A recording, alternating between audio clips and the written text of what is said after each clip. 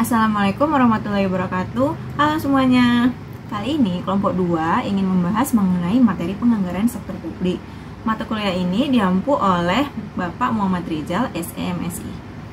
Nah, dalam mata kuliah akuntansi sektor publik, pada bab penganggaran sektor publik kami akan membahas mengenai konsep-konsep penganggaran sektor publik, sistem-sistemnya, jenis-jenisnya, pendekatan-pendekatannya, hingga bagian evaluasinya.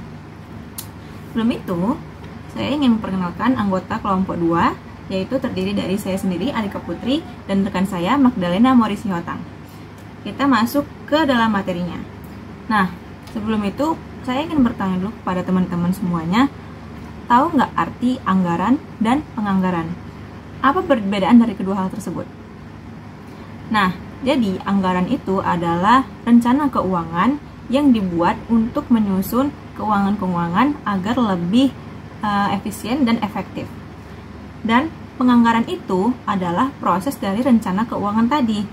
Nah, proses ini berisikan dari perencanaan, pengawasan, pengontrolan, yang itu terdiri dari elemen-elemen manajemen.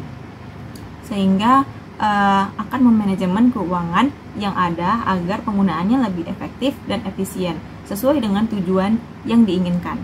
Nah, penganggaran ini menjawab beberapa pertanyaan atau beberapa masalah, ya, seperti bagaimana penggunaan keuangannya, dari mana sumber dananya, bagaimana pengeluaran-pengeluaran yang telah dilakukan, dan hal ini bisa menjadi evaluasi untuk tahun-tahun berikutnya. Nah, kita masuk ke penganggaran sektor publiknya. Jadi, penganggaran sektor publik adalah proses perencanaan, pengalokasian, pelaksanaan, dan pengendalian sumber daya keuangan dalam entitas sektor publik seperti pemerintah pusat, pemerintah daerah, dan lembaga non-profit lainnya. Nah, selanjutnya kami menampilkan tujuan utama dan manfaat dari penganggaran sektor publik itu sendiri. Kami menampilkan masing-masing ada 6, baik itu tujuan ataupun manfaatnya. Nah, di bagian tujuan itu pertama mengalokasikan sumber daya secara efektif, yang kedua mewujudkan transparansi dan akuntabilitas, yang ketiga mewujudkan stabilitas ekonomi, yang keempat meningkatkan efisiensi dan efektivitas pengeluaran, yang kelima menjamin pemerataan dan keadilan sosial, dan yang keenam mendukung pembangunan keberlanjutan. Jadi dari 6 tersebut intinya apa? Dari 6 tersebut apa inti tujuan dari penganggaran sektor publik?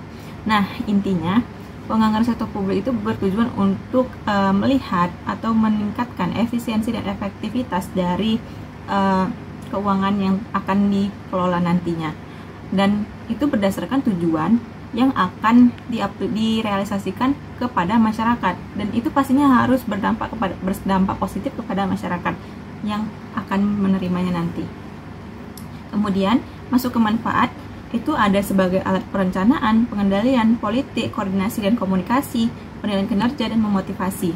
Nah, keenam manfaat tersebut terangkum dengan satu kalimat, yaitu sebagai alat evaluasi.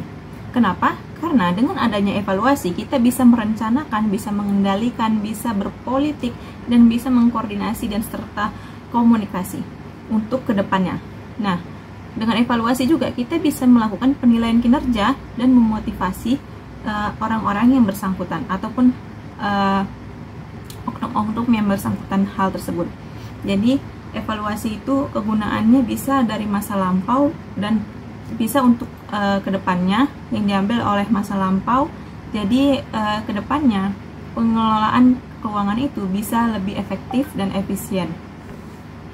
Oke, selanjutnya kita masuk ke karakteristik dari penganggaran publik, ya. Nah, yang pertama, anggaran itu dinyatakan dalam satuan keuangan dan satuan non-keuangan. Nah, satuan keuangan itu yang dimaksud adalah dalam bentuk kuantitatif, ya. Jadi kalau satuan non-keuangan berarti kualitatif. Jadi kalau kuantitatif berarti isinya itu berisikan jumlah dana yang dikelola, jumlah dana yang diperlukan, gitu. Nah, kalau satuan non keuangan atau kualitatif itu berisikan bagaimana terrealisasikannya dana yang sudah dibuat. Jadi itu menjelaskan bagaimana pembangunan yang akan pembangunan yang terjadi. Nah, selanjutnya ada anggaran yang umumnya mencakup jangka waktu tertentu, yaitu 1 atau beberapa tahun. Kemudian yang ketiga, anggaran yang berisi komitmen atau kesanggupan manajemen untuk mencapai sasaran yang ditetapkan. Yang keempat, usulan anggaran yang ditelaah dan disetujui oleh pihak berwenang yang lebih tinggi dari penyusun anggaran. Yang terakhir, anggaran yang telah disusun hanya dapat diubah dalam kondisi tertentu. Nah, jadi anggaran itu emang bisa berubah ya, walaupun kita sudah merencanakannya, tapi yang namanya ekspektasi itu pasti bakalan kalah dengan fakta. Jadi anggaran pasti bisa berubah. Kapan berubahnya? Biasanya itu di bulan-bulan Agustus gitu ya, karena atau di pertengahan tahun itu bisa diubah. Jadi perubahan anggaran itu bisa dari pihak internal ataupun dengan pihak berwenang. Nah, kalau pihak internal itu contohnya harus dalam lingkup masalah yang kecil gitu. Contohnya nih, ada sebuah pemerintah daerah, dia mau mengadakan acara nih. Nah, jadi di bagian konsumsi sama bagian acara itu dananya lebih tinggi bagian konsumsi dibandingkan dengan bagian acara. Nah, karena bagian acara itu membutuhkan dana yang lebih besar, jadi bagian konsumsi bisa mentransferkan dana tersebut ke bagian acara. Nah, seperti itu. Jadi yang berlebihan tadi itu bisa ditransferkan langsung ke bagian acara, itu hal-hal kecil, jadi kayak langsung bagian pihak internal aja yang mengubah anggaran tersebut. Nah, kalau misalnya sudah masuk ke lingkup-lingkup besar, itu bisa diajukan ke pihak berwenang seperti DPR ya. Jadi itu bisa mengubah atau merevisi anggarannya. Nah, biasanya juga kalau misalnya pemerintah itu, kenapa pemerintah, contohnya pemerintah daerah ya kan, itu pemerintah daerah kota itu biasanya merealisasikan program-programnya itu biasanya di akhir-akhir tahun seperti bulan 11 ataupun bulan 12. Nah, kenapa seperti itu? Karena mungkin pemerintah daerah itu melihat masih ada anggaran yang berlebih. Jadi anggaran yang berlebih itu digunakan untuk program-program yang mungkin emang dadakan sekali ya. Jadi biasanya contohnya kayak pembangunan jalan atau perbaikan jalan yang berlubang-berlubang itu biasanya dilakukan mau akhir tahun baru. Nah, tapi masalahnya kalau kita lakuin hal-hal tersebut dengan cara dadakan, pasti ya tidak efisien ya hasilnya nanti. Jadi jalan-jalan itu biasanya ya memang sudah diperbaiki, cuman tidak bertahan lama. Itu karena dilakukan secara dadakan, jadi kurang persiapan.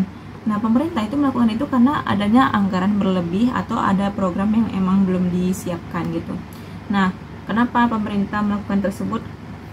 Pertama, pemerintah daerah kota itu mungkin takut anggarannya dipotong di tahun ke depan. Jadi pemerintah pusat tuh memotong anggaran daerah tahun berikutnya, karena contohnya nih, anggaran tahun 2024 diberikan ke pemerintah daerah kota itu 7 miliar, sedangkan yang dipakai itu cuma 6 miliar. Jadi 1 miliarnya itu apa lagi gitu kan. Jadi di tahun kedepannya pemerintah pusat itu memotongnya 1 miliar, jadi cuma dikasih 6 miliar aja, jadi ngepas.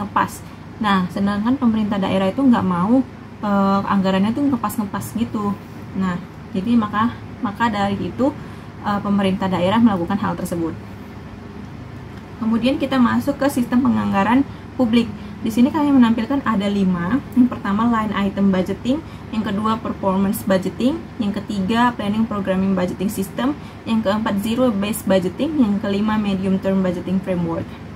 Nah, pertama kita masuk ke line item budgeting. Nah, line item budgeting adalah penyusunan anggaran yang didasarkan pada dan dari mana dana itu berasal, atau yang dimaksud adalah pos-pos penerimaan. Dan untuk apa dana tersebut digunakan, atau yang dimaksud adalah pos-pos pengeluaran. Nah, kalian bisa melihat contohnya di samping ini, itu sudah tertera di samping slide.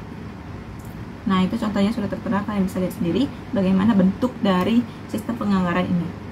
Nah, sistem anggaran yang mengalokasikan dana berdasarkan kategori pengeluaran, contohnya kayak gaji, barang, atau perjalanan, itu tanpa mempertimbangkan tujuan atau hasil yang ingin dicapai. Jadi sistem ini tuh nggak mempertimbangkan tujuan atau hasil yang dicapai.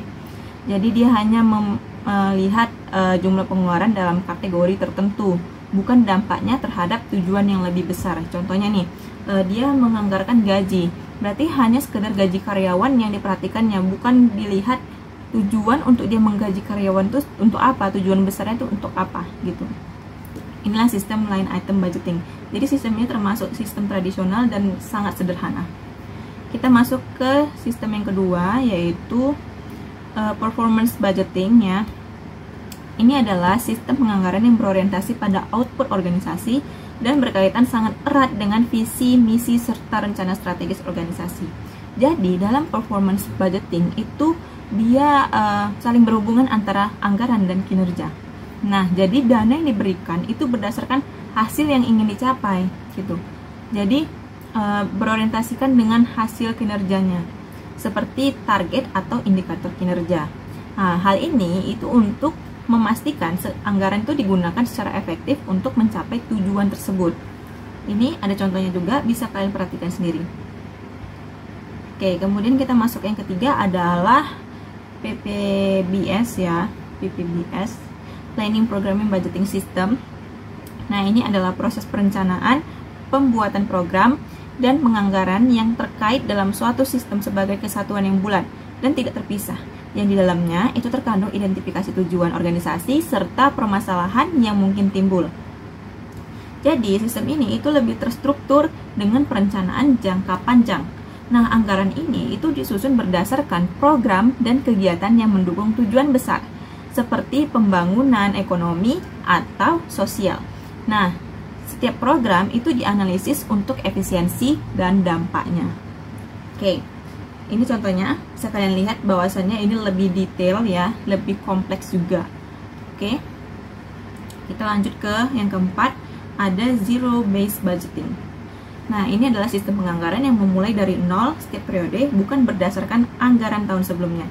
Jadi, setiap tahun yang ingin dianggarkan itu yang memulai dari nol, jadi dia tidak memperhatikan anggaran tahun sebelumnya, program apa yang ada di tahun sebelumnya. Dia hanya memperhatikan, oke, program apa yang cocok untuk tahun ini.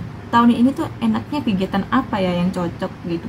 Dia langsung memulai dari nol, tidak memperhatikan dari tahun-tahun sebelumnya.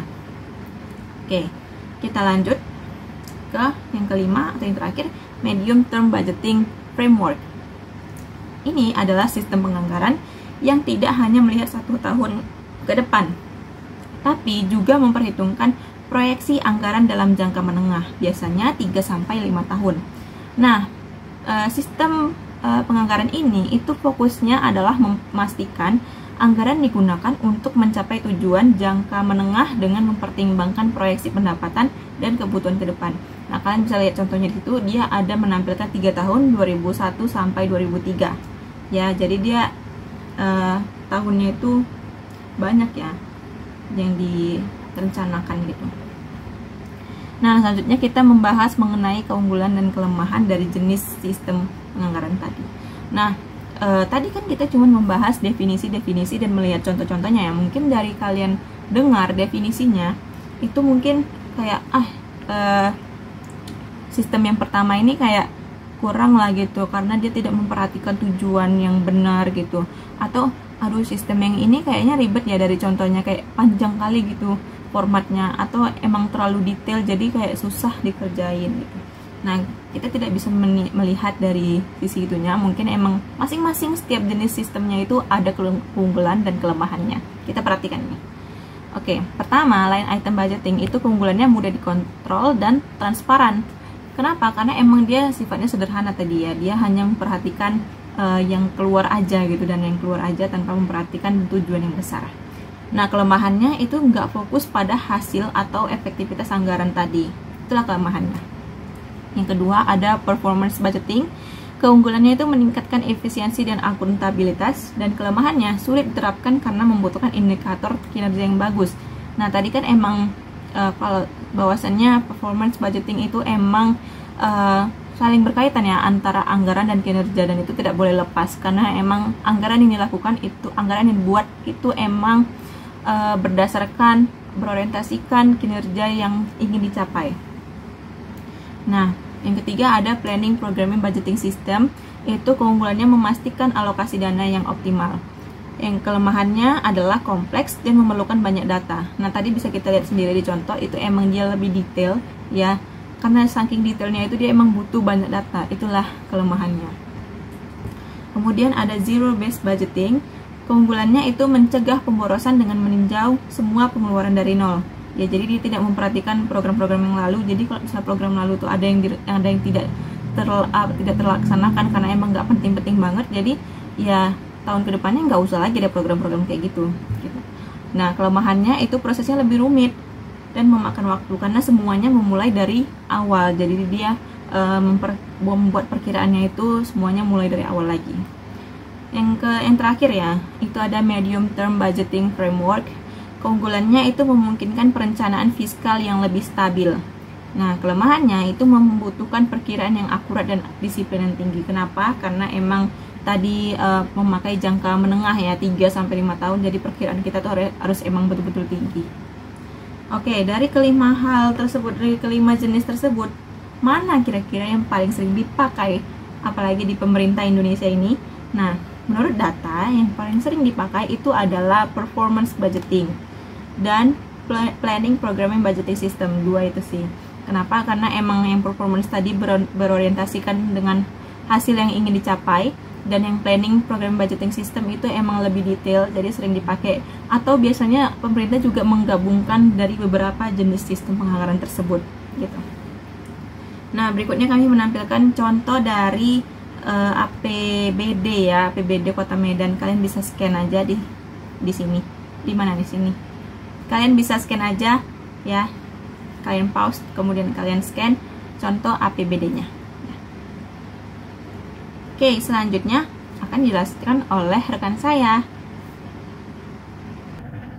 Selanjutnya, siklus penganggaran sektor publik. Nah, di siklus ini, dalam penganggaran sektor publik ada 6 hal yang perlu kita lakukan. Yang pertama, penetapan prosedur dan tim pengembangan tahun terkait. Maksudnya di sini, tahapan awal ini meliputi penetapan aturan dalam pembuatan anggaran dan pembentukan waktu penganggaran untuk tahun terkait. Yang kedua, penetapan dokumen standar harga. Nah, dokumen ini digunakan untuk mengendalikan harga kebutuhan organisasi, baik barang maupun jasa. Yang ketiga, penyebaran dan pengisian formulir rencana kerja dan anggaran. Nah, formulir program kerja dan anggaran tahun terkait disebarkan untuk diisi. Pengiriman formulir berpedoman pada dokumen standar harga dan perencanaan yang telah dibuat.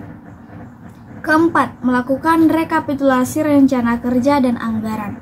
Rekapitulasi setelah formulir diisi, dilakukanlah rekapitulasi rencana kerja.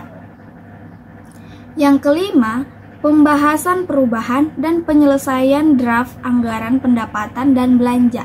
Nah, rencana anggaran dibahas, direvisi, dan diselesaikan. Nah, setelah rencana anggaran ini dibahas, dilakukanlah penetapan anggaran pendapatan dan belanja. Berikutnya, prinsip-prinsip penganggaran. Dalam penganggaran, prinsip yang pertama adalah demokratis, yang artinya bahwa anggaran negara baik pendapatan maupun pengeluaran harus dibuat melalui proses yang melibatkan sebanyak mungkin orang di masyarakat dan mendapatkan persetujuan dari lembaga perwakilan rakyat. Yang kedua, adil, bahwa anggaran negara ini harus didistribusikan secara proporsional kepada semua kelompok masyarakat dan secara optimal untuk kepentingan umum. Yang ketiga, transparan. Transparan yang artinya bahwa proses perencanaan, pelaksanaan, dan pertanggungjawaban anggaran negara ini harus diketahui oleh semua orang, bukan dengan hanya perwakilan rakyat saja. Selanjutnya, bermoral tinggi, artinya bahwa pengelolaan anggaran negara harus mengikuti undang-undang yang berlaku dan secara konsisten mengacu pada standar etika dan moral yang tinggi. Berikut, berhati-hati.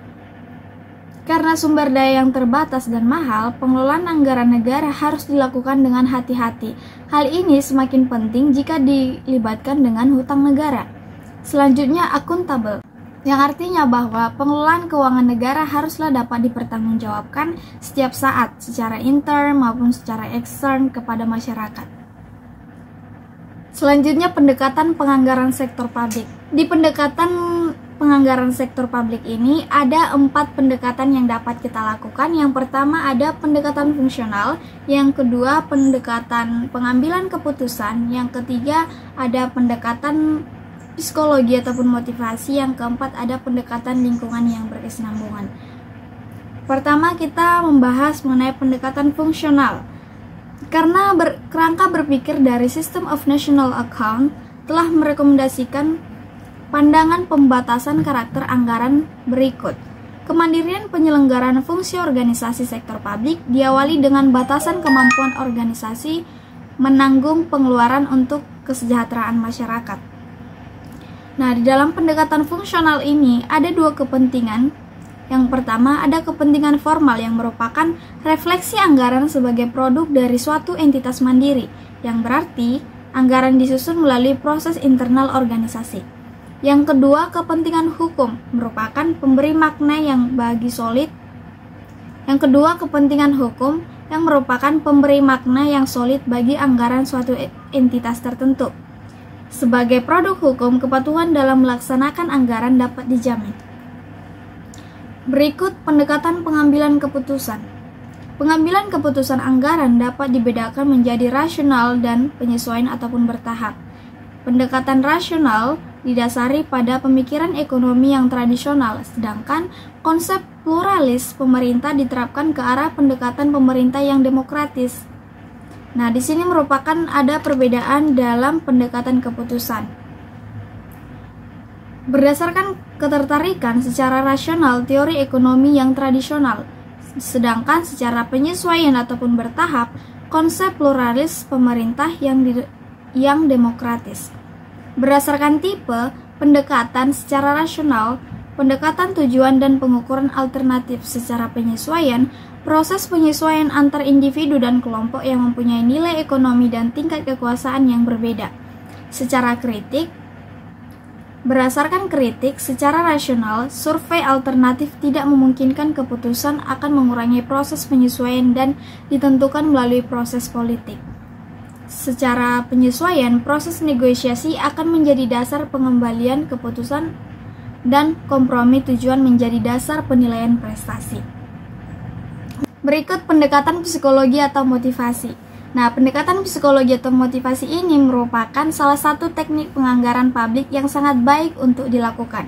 Nah, seperti yang kita ketahui bahwa psikologi atau motivasi bukan saja merupakan ilmu yang membahas tentang kejiwaan manusia saja, namun secara lebih luas, ilmu ini juga mempelajari perekrutan dan penyeleksian pegawai, evaluasi kinerja pegawai, pelatihan pegawai, kepemimpinan, motivasi dan kepuasan kerja, psikologi organisasi, kondisi pekerjaan, keselamatan dan kesehatan pegawai, tekanan di tempat kerja, psikologi industri, ataupun psikologi konsumen masyarakat.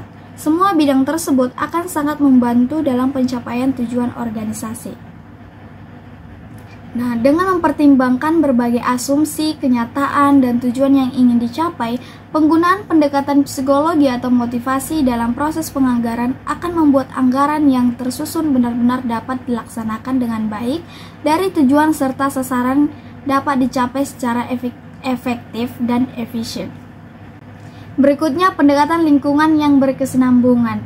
Nah, masalah lingkungan sudah sering didengar ataupun kita lihat dalam kehidupan sehari-hari, baik dalam media cetak maupun media elektronik. Nah, pengelompokan biaya lingkungan ini dikemukakan juga oleh White Savage pada tahun 1995. Yang pertama, conventional company dikelompokkan sebagai biaya internal bagi organisasi publik, yaitu pengumpulan biaya yang mempengaruhi neraca periode berjalan, peraturan yang ada, dan kondisi pasar. Yang kedua, less tangible items adalah biaya tidak langsung organisasi publik atau perusahaan, tabungan atau aliran pendapatan yang mencakup kewajiban, ketaatan pada peraturan di masa mendatang, dan perubahan nilai saham yang berkaitan dengan penilaian kinerja organisasi publik atas kegiatan lingkungan. Yang ketiga, ada external cost, merupakan biaya kerusakan sosial atau lingkungan yang terjadi akibat operasi organisasi publik, seperti biaya dampak memburuknya kesehatan akibat emisi buangan asap organisasi, karena tidak mematuhi peraturan yang ada, serta kerusakan bangunan dan juga kerusakan hasil panen. Mungkin kerusakan hasil panen ini juga sering lah ya kita dengar. Nah, orang-orang yang mengalami kegagalan panen ini juga berakibat dari hasil pembuangan ataupun pembakaran sulfur yang dilakukan oleh pabrik yang tidak bertanggung jawab atau tidak mematuhi peraturan yang ada. Selanjutnya, evaluasi. Kegunaan evaluasi, perkiraan pendapatan dan pengeluaran anggaran tahun berjalan adalah sebagai titik awal untuk menentukan anggaran tahun yang akan datang. Nah, bagian ini perubahan diharapkan tidak terlalu banyak karena perubahan yang terlalu banyak akan menunjukkan kelemahan fundamental proses penganggaran. Nah, jadi dalam proses evaluasi anggaran, fokus penganggaran adalah margin atau perubahan yang pernah dilakukan di tahun lalu. Nah, apabila margin tersebut masih di bawah tahun lalu, maka kemungkinan usulan perubahan anggaran akan disetujui. Apabila di atas margin tahun lalu, maka muncul pertanyaan apakah bisa ditunda ke anggaran tahun depan. Ini berarti proses evaluasi anggaran memang diperlukan.